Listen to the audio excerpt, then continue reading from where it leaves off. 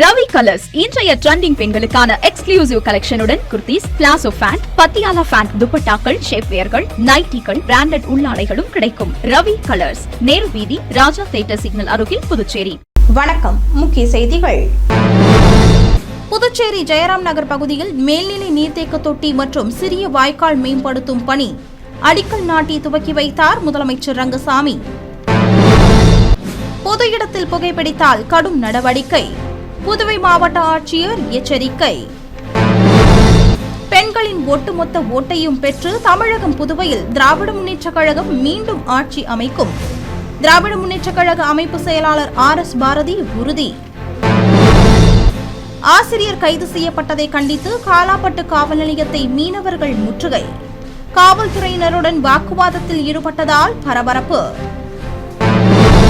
நம்ம பாண்டிச்சேரிக்கு Reliance fashion world வந்தாச்சு. குவாலிட்டியான பிராண்டட் ஆடைகள் கம்மியான விலையில. எங்க தெரியுமா?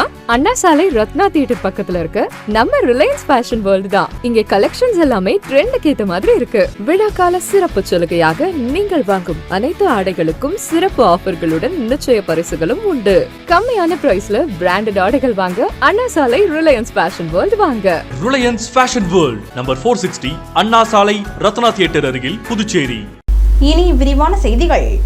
புதுச்சேரி ஜெயராம் நகரில் மேல்நிலை மற்றும் கீழ்நிலை நீர்த்தேக்க தொட்டி கட்டும் பணியை முதலமைச்சர் ரங்கசாமி அடிக்கல் நாட்டி துவக்கி வைத்தார். புதுச்சேரி ஜெயராம் நகர், அன்னை தெரசா நகர், வெங்கடேஸ்வரா நகர் மற்றும் வினோபா நகர் மற்றும் அதனை சுற்றியுள்ள பகுதிகளில் குடிநீர் போதுமான அளவு இல்லாததும் மற்றும் அழுத்தம் குறைவு போன்ற குறைகளை நிவர்த்தி செய்யவும் மேல்நிலை நீர்த்தேக்க தொட்டியுடன் கூடிய புதிய குடிநீர் குழாய்கள் பொருத்தி மேம்படுத்தவும் புதுச்சேரி பொதுப்பணித்துறை மற்றும் பிரெஞ்சு வளர்ச்சிக்கான முகமை நிதி உதவியுடன் ஜெயராம் நகரில் 12 லட்சம் லிட்டர் கொள்ளளவு கொண்ட மேல்நிலை மற்றும் 6 லட்சம் கொள்ளளவு கொண்ட கீழ்நிலை நீர்த்தேக்க தொட்டியுடன் கூடிய கூட்டு குடிநீர் திட்டம் 33.58 கோடி ரூபாய் மதிப்பில் பணிகள் மேற்கொள்ளப்பட உள்ளது. இதற்கான அடிக்கல் நாட்டு விழா முதலமைச்சர் ரங்கசாமி தலைமையில் பிப்ரவரி 20 நடைபெற்றது. இதனைத் தொடர்ந்து முதலமைச்சர் ரங்கசாமி தலைமையில் மற்றும் தட்டாஞ்சாவடி தொகுதி முன்னாள் சட்டமன்ற உறுப்பினர் அசோக் ஆனந்த் ஆகியோரின் முன்னிலையில் புதுச்சேரி வினோபா நகர், அன்னை தெரசா நகர், வெங்கடேஸ்வரா நகர், ஜெயராம் நகர் பகுதிகளில் உள்ள சிறிய வாய்க்கால்களை மேம்படுத்தும் பணிக்கு அடிக்கல் நாட்டு விழா நடைபெற்றது. மேலும் இந்த விழாவில் அமைச்சர் நமச்சிவாயம், முத்தம்மாள், பொதுப்பணித்துறை தலைமை பொறியாளர் வீரசெல்வம், பொதுப்பணித்துறை கண்காணிப்பு பொறியாளர் சுந்தரமூர்த்தி, நீர்ப்பாசன பிரிவு செயற்பொறியாளர் ராஜ்குமார், உதவி பொறியாளர் லூயி பிரகாசம், இளநிலை பொறியாளர் கணேஷ் ஆகியோர் கலந்து கொண்டு விழாவினை சிறப்பித்தனர். மேலும் இந்த பணிகளை புதுச்சேரி அரசு பொதுப்பணித்துறை நீர்ப்பாசன பிரிவு வாயிலாக 8 மாத காலத்திற்குள் முடிக்க உத்தேசிக்கப்பட்டுள்ளதாக கூறப்படுகிறது. மேலும் இந்த விழாவில் முக்கிய பிரமுகர்களும் ஊர் பொதுமக்களும் கலந்து கொண்டு சிறப்பித்தனர். பொது இடத்தில் புகைப்பிடித்தால் கடும் நடவடிக்கை எடுக்கப்படும் என புதுவை மாவட்ட ஆட்சியர் எச்சரிக்கை விடுத்துள்ளார். புதுவை மாவட்டத்தில் புகையிலை பயன்பாட்டை கட்டுப்படுத்த பல்வேறு நடவடிக்கைகள் செயல்படுத்தப்பட்டு வருகிறது. இதன் முக்கிய நோக்கம் பொதுமக்களின் சுகாதாரத்தை பாதுகாப்பதும், சிறுவர்கள் புகையிலை பழக்கத்திற்கு ஆளாகாமல் தடுக்கவும், புகையிலை பொருட்களால் ஏற்படும் உடல்நல கேடுகளை பற்றி விரிவான விழிப்புணர்வு ஏற்படுத்துவதும் ஆகும். மேலும் புகையிலை சட்டத்தின்படி புதுச்சேரியில் பொது இடங்களில் புகைப்பிடிக்க முழுமையாக தடை விதிக்கப்பட்டுள்ளது என்றும் 18 வயதிற்கு கீழ் உள்ள சிறுவர்களுக்கு புகையிலை பொருட்கள் விற்பனை செய்யக்கூடாது எனவும் மாவட்ட ஆட்சியர் எச்சரிக்கை விடுத்துள்ளார். மேலும் பான் மசாலா, குட்கா உள்ளிட்ட புகையிலை பொருட்களை விற்பனை செய்வதற்கும் இருப்பு வைப்பதற்கும் கல்வி நிறுவனங்களில் இருந்து 100 மீட்டர் சுற்றுப்பகுதியில் விற்பனை செய்யவும் தடை விதிக்கப்பட்டுள்ளதாகவும், இந்த புகையிலை கட்டுப்பாடு சட்ட விதிகளை மீறுவோர் மீது சட்டப்படி கடும் நடவடிக்கை எடுக்கப்படும் என்றும் அவர்களுக்கு தண்டனைகள் அல்லது அபராதம் வசூலிக்கப்படும் எனவும் மாவட்ட ஆட்சியர் எச்சரிக்கை விடுத்துள்ளார். வரும் தேர்தலில் பெண்களின் ஓட்டு ஒட்டுமொத்தமாக திராவிட முன்னேற்றக் கழகத்திற்கு கிடைத்து தமிழகம் புதுச்சேரியில் திராவிட முன்னேற்றக் கழகம் ஆட்சி அமையும் என திராவிட முன்னேற்றக் கழக அமைப்பு செயலாளர் RS பாரதி தெரிவித்துள்ளார். மார்ச் 1 தமிழ்நாடு முதலமைச்சர் ஸ்டாலினின் பிறந்தநாளை முன்னிட்டு புதுச்சேரி மாநிலம் நெட்டப்பாக்கம் சட்டமன்ற தொகுதி திராவிட முன்னேற்றக் கழகம் சார்பில் மாபெரும் பொதுக்கூட்டம் மற்றும் நலத்திட்ட உதவிகள் வழங்கும் விழா மடுகரை மந்தவெளி திடலில் நடைபெற்றது. இந்த கூட்டத்தில் திராவிட முன்னேற்றக் கழக அமைப்பு செயலாளர் RS பாரதி, மாநில திராவிட முன்னேற்றக் கழக அமைப்பாளரும் எதிர்க்கட்சித் தலைவருமான சிவா உள்ளிட்டோர் கலந்து கொண்டு சிறப்புரையாற்றினர். தொடர்ந்து ஏழை எளிய மக்கள் மற்றும் பெண்களுக்கு தையல் எந்திரம் உள்ளிட்ட நலத்திட்ட உதவிகளை வழங்கினர். மேலும் இந்த நிகழ்ச்சியில் சட்டமன்ற உறுப்பினர்கள் அனிபால் கென்னடி, செந்தில்குமார், சம்பத் உள்ளிட்ட ஏராளமான திராவிட முன்னேற்றக் கழக நிர்வாகிகள் கலந்து கொண்டனர். தொடர்ந்து கூட்டத்தில் பேசிய திராவிட முன்னேற்றக் கழக அமைப்பு செயலாளர் RS பாரதி, தமிழகத்தில் திராவிட முன்னேற்றக் கழகத்தின் சார்பில் நல்லாட்சி நடைபெறுவதை போல புதுச்சேரி மாநிலத்திலும் ஒரு நல்லாட்சி நடைபெற வேண்டும் என்றும், இதுவரை நம்முடன் கூட்டணியில் இல்லாத தேசிய முற்போக்கு திராவிட கழகம் தற்போது நம்முடன் கூட்டணியில் இணைந்துள்ளனர் என்றும், 2026 சட்டமன்ற தேர்தலின் நல்ல துவக்கமாக திராவிட முன்னேற்றக் கழக கூட்டணியில் தேசிய முற்போக்கு திராவிட கழகம் இணைந்துள்ளதாகவும், நிச்சயமாக வெற்றி பெறுவது நாம் தாம் என்றும் தெரிவித்த அவர், இந்தியாவிலேயே உச்சத்தில் இருக்கிற ஒரு தலைவராக ஸ்டாலின் உயர்ந்திருக்கிறார் என்று கூறினார். மேலும் இன்று புதிதாக ஒரு சிலர் கட்சி ஆரம்பிக்கின்றனர். இன்றைய இளைஞர்கள் அறியாமையால் வரலாறு தெரியாத காரணத்தினால் அங்கு போய் சேருவதாகவும் குறிப்பிட்ட அவர், வருகிற 2026 தேர்தலில் பெண்களின் ஓட்டு ஒட்டுமொத்தமாக திராவிட முன்னேற்றக் கழகத்திற்கு கிடைக்கப் போவதாகவும், அதன் மூலம் 2வது முறையாக ஸ்டாலின் முதலமைச்சராக பொறுப்பேற்கப் போகிறார் என்றும் கூறினார். மேலும் தமிழகத்தை ஒட்டியுள்ள புதுச்சேரியிலும் 30 தொகுதிகளிலும் திராவிட முன்னேற்றக் கழகம் தயாராக இருப்பதாகவும், புதுச்சேரி மாநிலத்தில் திராவிட முன்னேற்றக் கழக தொண்டு நினைப்பது நிச்சயம் நடைபெறும் என உறுதியாக கூறுவதாகவும் அவர் தெரிவித்தார். இந்த தேர்தல் பிரச்சார கூட்டத்தை துவக்குகிற போது நிச்சயமாக வெற்றி பெறப்போவது நாம் தான் என்பதற்குரிய ஒரு எடுத்துக்காட்டாக இது அமையும் என்று நான் கருதுகிறேன். கலைஞர் அவர்கள் மறைந்த நேரத்தில் எல்லோரும் மனப்பால் குடித்தாரே, இதோடு திமுக முடிந்து விட்டதென்று. ஆனால் அவருடைய மறைவுக்கு பின்னால் இந்த இயக்கத்தினுடைய பொறுப்பை ஏற்றுக்கொண்ட தளபதி மு.க. ஸ்டாலின் அவர்கள் இந்தியாவிலே இன்றைக்கு உச்சத்திலே இருக்கிற ஒரு தலைவராக உயர்ந்திருக்கிறார் என்று சொன்னால் அதற்கு காரணம் அவருடைய உழைப்பு. ஆசிரியர் கைது செய்யப்பட்டதை கண்டித்து காலாப்பட்டு காவல் நிலையத்தை மீனவர்கள் முற்றுகையிட்டதால் பரபரப்பு ஏற்பட்டது. புதுவை காலாப்பட்டு பகுதியை சேர்ந்தவர் மீனவரான வேலு, இவரது மனைவி அபிராமி. இவர்களுக்கும் அதே பகுதியை சேர்ந்த ஆறுமுகம் மகனான தனியார் பள்ளி ஆசிரியர் சப்தன் என்பவருக்கும் பிரச்சனை இருந்ததாக கூறப்படுகிறது. சம்பவத்தன்று அபிராமிக்கும் ஆசிரியர் சப்தன் தரப்பினருக்கும் தகராறு ஏற்பட்டுள்ளது. இதுகுறித்து அபிராமி கொடுத்த புகாரின் பேரில் ஆசிரியர் சப்தன் உள்ளிட்ட பலர் மீது வன்கொடுமை தடுப்பு சட்டத்தின் கீழ் காலாப்பட்டு காவல்துறையினர் வழக்கு பதிவு செய்தனர். இந்நிலையில் நீதிமன்ற உத்தரவின் பேரில் காலாப்பட்டு காவல்துறையினர் சப்தனை கைது செய்து சிறையில் அடைத்தனர். இதில் ஆவேசமடைந்த காலாப்பட்டு மீனவ மக்கள் பிப்ரவரி 19ஆம் தேதி மாலை காலாப்பட்டு காவல் நிலையத்தை முற்றுகையிட்டனர். இதனால் சுமார் 3 மணி நேரத்திற்கும் மேலாக இந்த போராட்டம் நடைபெற்றது. தொடர்ந்து சப்தன் கொடுத்த புகாரில் அபிராமியை காலாப்பட்டு காவல்துறையினர் உடனே கைது செய்ய வேண்டும் என அவர்கள் வலியுறுத்தி காவல்துறையினரிடம் வாக்குவாதத்தில் ஈடுபட்டனர். இதனால் அந்த பகுதி பரபரப்பாக காணப்பட்டது.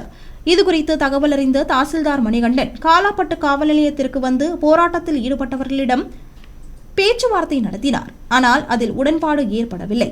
இதனால் பிப்ரவரி 20ஆம் தேதி வெள்ளிக்கிழமை சாலை மறியல் போராட்டத்தை நடத்தப்போவதாகவும் கூறிவிட்டு மீனவ மக்கள் அங்கிருந்து கலைந்து சென்றனர். விளம்பர இடைவெளிக்கு பிறகு செய்திகள் தொடரும்.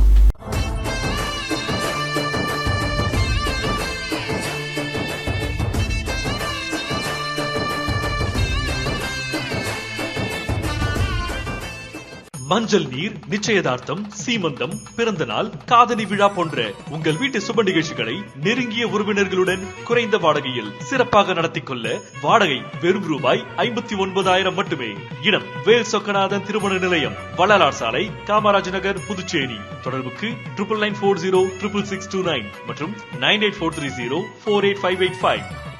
புதுச்சேரியில் அரசு முத்திரை இல்லாத எடையளவு எந்திரம் பறிமுதல் செய்யப்படும் என்று சட்டமுறை எடையளவு கட்டுப்பாட்டு அதிகாரி எச்சரிக்கை விடுத்துள்ளார்.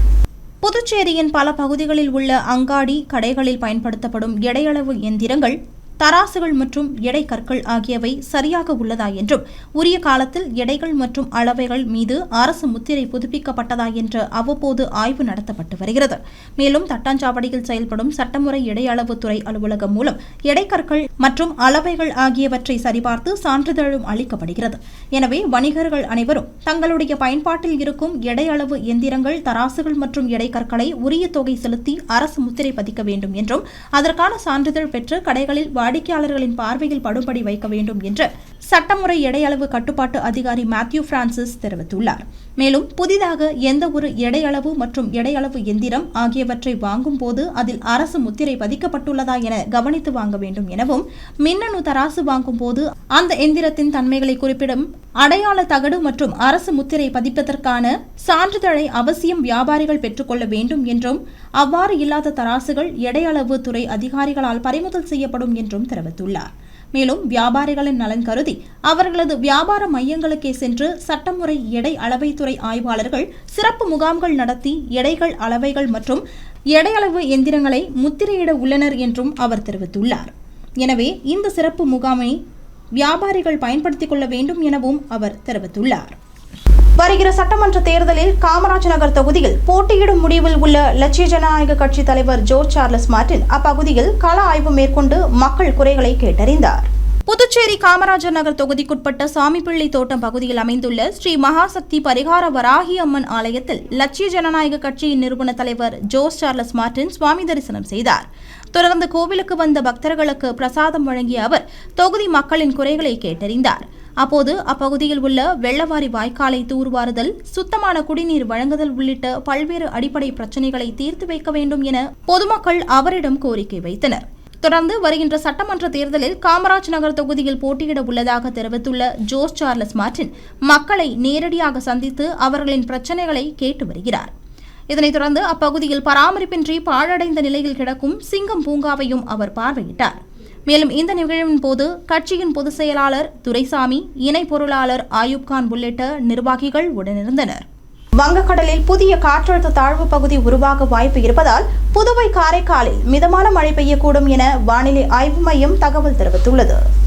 இந்திய பெருங்கடல் பகுதிகள் மற்றும் அதனையொட்டிய தென்கிழக்கு வங்கக்கடல் பகுதிகளின் மேல் வளிமண்டல மேலடுக்கு சுழற்சி நிலவுவதன் காரணமாக பிப்ரவரி 20ஆம் தேதி காற்றழுத்த தாழ்வு பகுதி உருவாக வாய்ப்பு இருப்பதாக வானிலை ஆய்வு மையம் அறிவித்துள்ளது.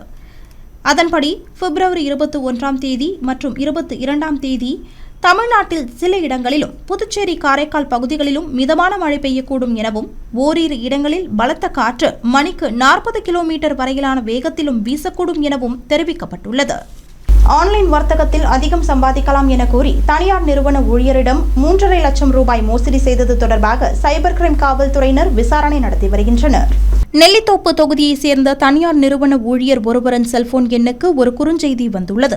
அதில் வீட்டில் இருந்தபடியே ஆன்லைன் வர்த்தகம் மூலம் அதிகம் சம்பாதிக்கலாம் என்று குறிப்பிடப்பட்டிருந்ததை உண்மை என்று நம்பி அவர் சம்மதம் தெரிவித்துள்ளார். உடனே ஆன்லைன் மூலம் அவரை தொடர்பு கொண்ட மர்ம நபர்கள் எவ்வாறு ஆன்லைன் வர்த்தகம் செய்ய வேண்டும் என்று பயிற்சி அளித்துள்ளனர். இதனைத் தொடர்ந்து அவர்கள் கூறியபடி இணையதளம் மூலமாக அவர் 5000 ரூபாய் முதலீடு செய்துள்ளார். இதன் மூலம் அவருக்கு குறிப்பிட்ட தொகை லாபமாக கிடைத்துள்ளது. தொடர்ந்து அவர் பல்வேறு தவணைகளாக 3,45,000 ரூபாயை முதலீடு செய்துள்ளார். இதன் மூலம் கிடைத்த லாபத்தை தனது வங்கிக் கணக்கிற்கு மாற்ற முயற்சி செய்தபோது அவரால் முடியவில்லை. எனவே தான் மோசடி செய்யப்பட்டதை உணர்ந்து அவர் அதிர்ச்சி அடைந்தார். இதுகுறித்த புகாரின் பேரில் சைபர் கிரைம் காவல்துறையினர் வழக்கு பதிவு செய்து விசாரணை நடத்தி வருகின்றனர். இனி வருவது புதுவையில் இன்றைய தங்கம் மற்றும் வெள்ளி விலை நிலவரம். இன்றைய தங்கம் வெள்ளி விலை விவரம். புதுவையில் இன்றைய தங்கம் வெள்ளி விலை விவரம் வழங்குபவர்கள் முத்து கோல்ட் ஹவுஸ், பாண்டிச்சேரி.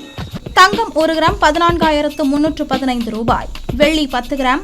இன்றைய தங்கம் வெள்ளி விலை விவரம் 2,670 ரூபாய். இத்துடன் ஏஎம்என் செய்திகள் நிறைவடைந்தன. வணக்கம். உங்கள் முத்து சில்க் ஹவுஸின் புதுச்சேரி நேரு வீதி வணிக திருவிழா வருகின்ற ஜனவரி 1 முதல் பிப்ரவரி 20 வரை. நீங்கள் வாங்கும் ஆடைகளுக்கு பரிசு கூப்பன்களை பெற்று உங்களுக்கான பரிசுகளை வென்று மகிழ்ச்சி அடையுங்கள்.